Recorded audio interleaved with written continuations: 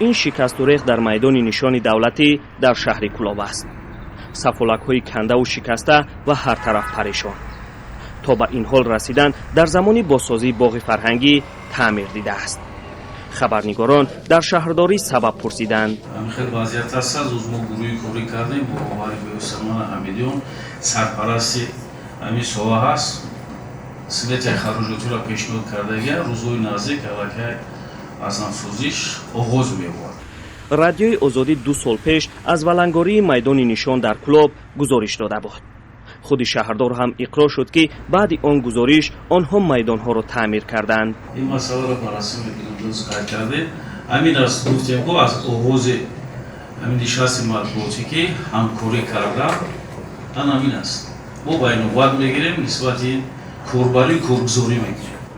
майдони нишон ва парчам дар шаҳри Кӯлоб соли 2016 бунёд шуда буд.